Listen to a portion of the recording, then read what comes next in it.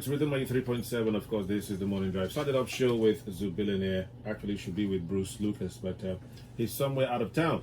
And he said he's going to come back with some Bielsa Suya. And I have with me in the studio Tahila Friday. Good morning. Good morning. Tahila is going to be helping us out with our topic for today, which has to do with mini importing. And they say mini in the sense that it's small scale, but you can always, if you learn the little things very well, you can always expand. So Tahila, tell us, how did you get started in the mini importing business?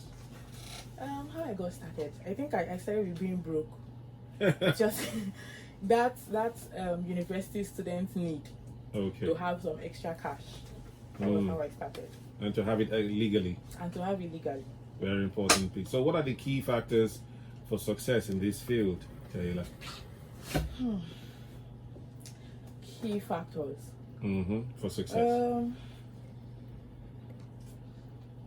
Self-discipline. Like, I think self-discipline is like the biggest thing, because sometimes somebody might pay for something and it might not be available at that point in time. The self-discipline to not touch somebody's money and use it for something else. Hold it and wait till whatever the person needs is available, and then you buy it for the person. So that's why self-discipline is important. And then another thing is patience, because shipping companies and customers will test you to the very limits of your God-given patience. You will want to kill somebody if you don't have patience.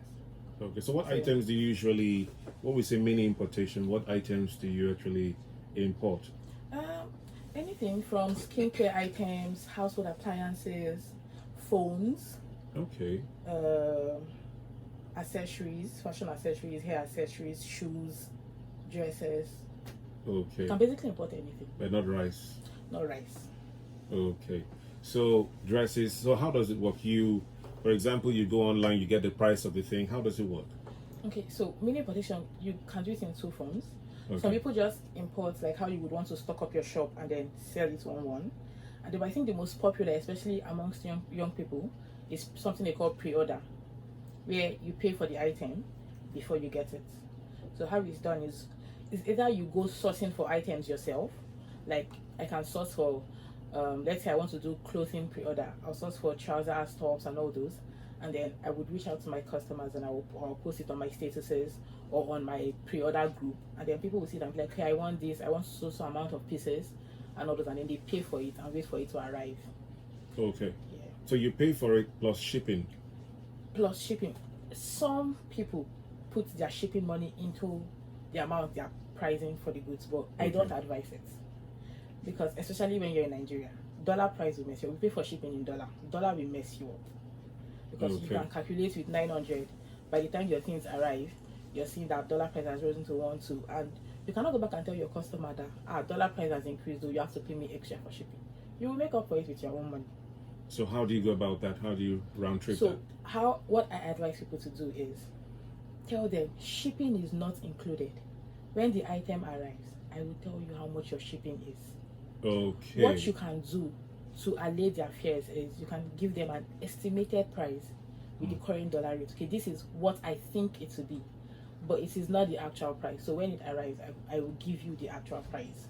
So don't tell them the price beforehand, because it might just be to your own detriment. Okay. And how do you handle stubborn clients? Some people who, despite everything, maybe they ask you to do it and then, I don't want it any longer, sell it. How do you handle such things? Okay, so most people that do that, especially when you're doing sea shipping, because sea shipping takes a really long time. Okay. And then right now customs have taken up this practice of just randomly seizing people's things.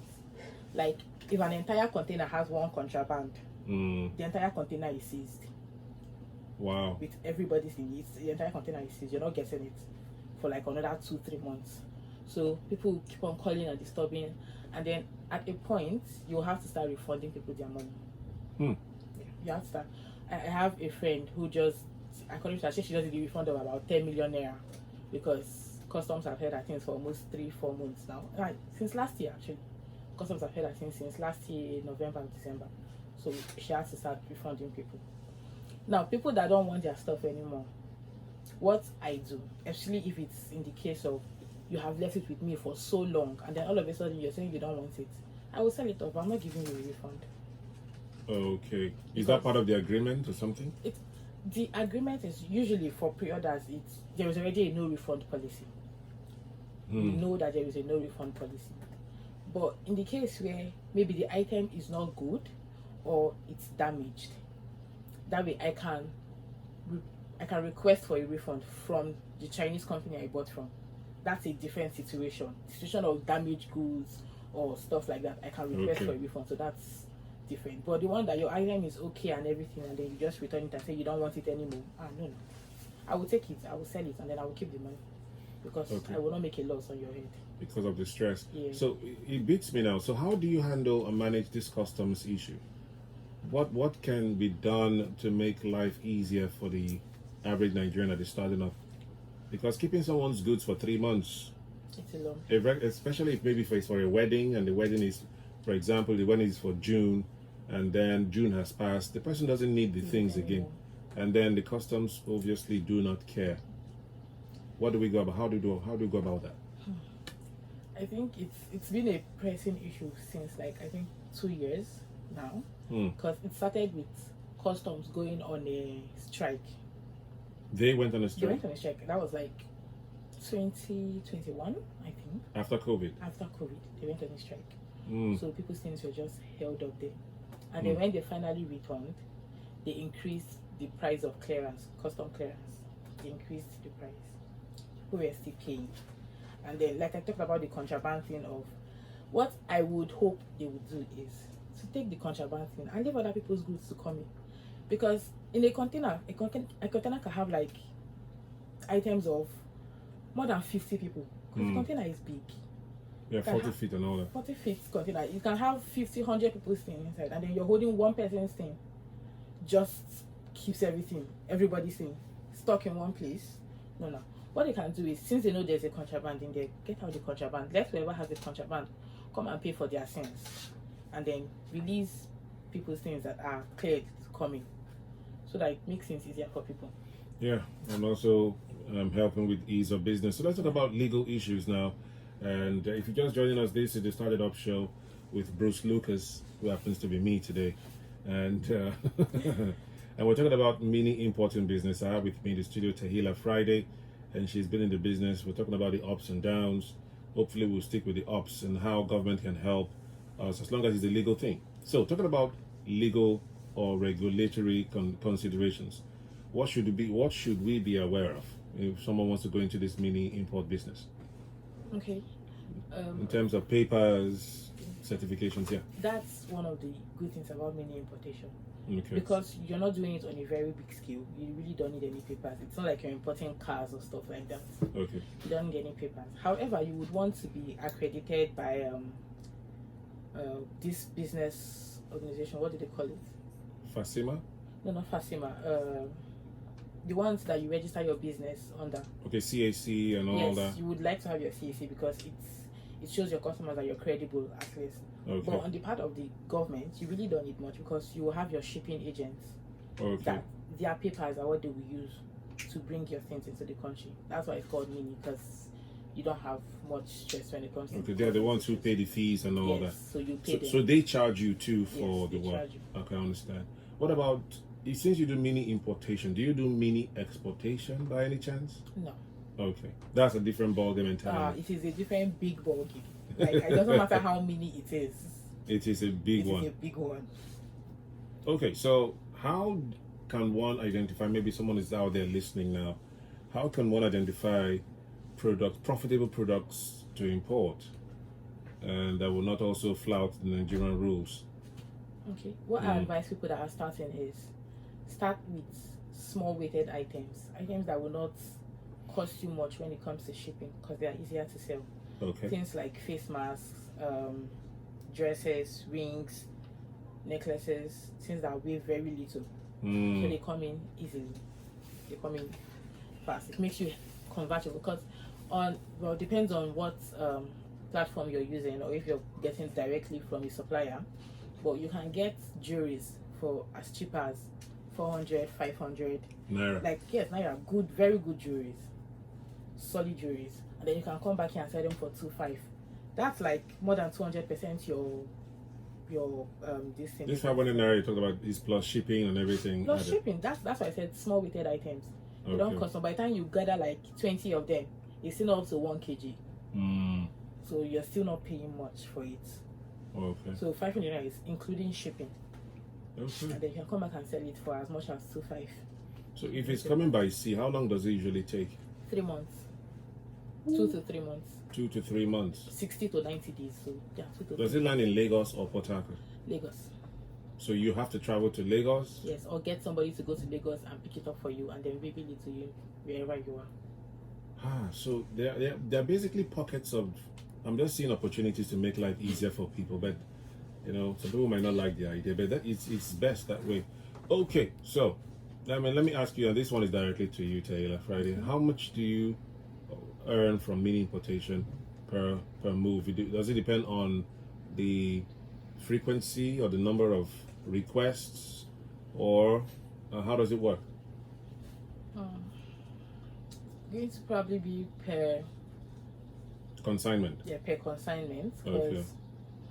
Because you might do, if you're doing sea shipping, there's no way you will still have things on the sea and then you're going to run another pre-order, because it's the people that bought from you the last pre-order that have not gotten their stuff that will still want to buy from the next one.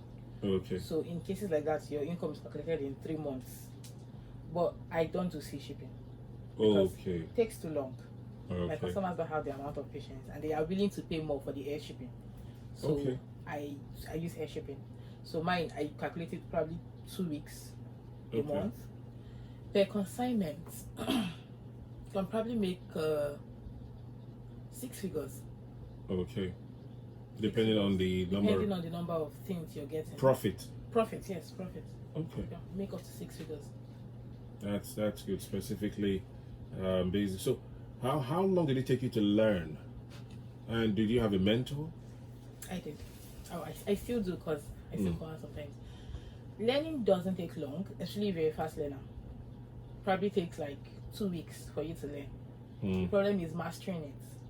Okay. Because after you're done learning, there are a lot of mistakes you can make that will cost you your entire money. Okay. Like, they are just like how there are scammers online in our Nigerian GG and Jumia and the rest. It's the same thing. So you will need a level of experience or somebody that is experienced to tell you how to find the right people, how to see what products are good enough, so you don't go and import stuff that, like chains that will wash under 2 weeks and then the customer is asking you for a refund. So it doesn't take long to learn, but it takes long to master what you're doing. So now, which websites do you go to? Alibaba and the rest of them? Yes, Alibaba, 1688, Taobao, Pinduoduo, Bangladesh.com. There are a lot of them. Personally, I use 1688 and Pinduoduo and AliExpress. But AliExpress is mostly for my personal shopping because they have free shipping. So Okay. So now the thing again is this: do you pay before delivery, or you guys meet halfway? How does it work? no halfway. You pay them before they deliver. You pay everything. Everything. What about, it's a classic case of what you showed me is not what I got? How do you manage that? And then there was something else you mentioned that had to do with damaged goods. How do you show proof that the goods are damaged on arrival? Do you have to record while it gets there? And how do you do that? So that's one of the reasons why I advise, especially if you're doing period, you should do it from 1688 because they are more considerate when it comes to refunds. Okay. So if your good is damaged, all you have to do is take a picture, send it directly to your customer, to your supplier, Okay. and then they would issue you a refund. Sometimes they'll tell you to send it back. Okay. And I've never had that experience, but a friend of mine did, and she said it was not easy sending it back because she had to pay like extra money, more than what she originally even bought the item. So she said she would just keep it and leave the refund. Okay. But they are quite considerate when it comes to refund. So once you just take a picture of the item, be like, this was how I got it. I think what they want you to do is to snap because when they package your item, they seal it with a code. Okay. So if you can snap that code with the item and show them that the code, I just destroyed it now, and this is what I saw inside my item. It's easier for you to. It's better with a video even. With a video even. So that they know that. That's why 1688 is better, because 1688 you can directly contact your suppliers. Okay. And the suppliers there are all authentic? Is that what you're saying? They're not all authentic. That's why I said you need time to master which ones. How do you know the ones that are fake and the ones that are not? Okay. Let me do for AliExpress, because AliExpress I even do free class for AliExpress. I can give that information for free when it comes to AliExpress. So there's an app called Ali Helper. So those of you out there that are using AliExpress to import, listen very carefully, because I made a huge mistake with AliExpress that cost me a lot. There's an app called Ali Helper. You can get it on your Google Play Store, your App Store. When you download it, you log in with your AliExpress login to the Ali Helper app. So what you do is, whenever you want to make a purchase, you go to your AliExpress, you will see the share button at the top right hand corner. You click it, you scroll to more. You probably have to scroll to another more if you're using it for the first time, and then you will see your Ali Helper. So you share whatever item you want to buy to Ali Helper. When you share to Ali Helper, they will load out the page for you, and then you will see how trustworthy the supplier is. As in, they have stars. They have 1 star. Percentages. So I tell people, anything less than 75% do not buy.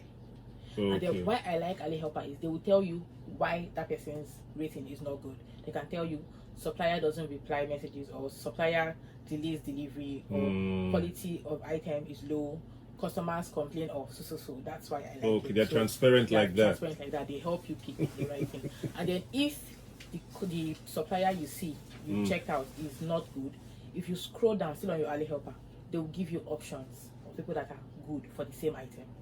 Okay. So why do you think it is easier getting these things from China than from anywhere else in the world? Okay. Last question, by the way. Easier. Yeah. It's easier. They have all these things you want. They want the wig, the hair, you want the hair. If you want an iPhone, they can ship it to you. And I think it started with the fact that their conversion rate to ours was very low. When I started, conversion rate to ours was, I think, 17 naira. Do you buy in yuan or in dollars? In yuan. Are you serious? Change currency, yes. Whoa. When I started, the conversion rate was 17 naira per yuan. Okay. So you pay in naira to convert, or you go to the bank and do it? No, you have to get your Alipay app. There's an Alipay app? Yes, that's their bank app. And then you upload your naira? Yeah, no, you don't upload it now. You pay somebody that is in China in naira, and then they will upload your yuan to your account. A Nigerian there? Yes, a Nigerian there. Okay, trusted. It might even be a Chinese person. A trusted Nigerian there. Somebody you know. That's why it's good to have mentors, because it has to be somebody that somebody can testify of, like, I have used this person before. Okay. Exactly. So this is something anybody can start on a low. Yeah, you can. And can start and then grow over time. Okay, so someone can survive on this. Yes. How frequently do you get shipments every year? Last question. Every year. Up to 10 times, 12 times, or more? I think 10-ish. Okay. Yes, 10. Are you sustained with it, what you get from it? Yes, I sustained on it from my year 2 till my final year. Okay. Like that period of time, I did not take money. Well, okay, let me not say I did not, but I rarely took money from my parents. Okay. Because this was what I was doing, and it was easy for me because I was in the hostel. Okay. So I could just go to your rooms and show you pictures. And then you sell and make your money. Yes. Okay. Thank you very much, Tehila Friday, for sharing with us these beautiful insights on mini importation. Thank you very much. Off air, you will tell me about the AliExpress and how I can get things done without biting my fingers. Thank you very much for your time. Thank you. And that's pretty much today's edition of the StartItup Show. If you have any more questions, do you have an Instagram handle where people can reach out to you? I do, but you can just reach me on WhatsApp. Okay. Are you sure you're ready for this? Yes, I am. Okay, shoot. 090-2378-4171. Again. 090-2378-4171. Okay. And that's pretty much it. You cannot import human beings. You can't import rice or cars. If you want that, that's another conversation entirely. Another conversation.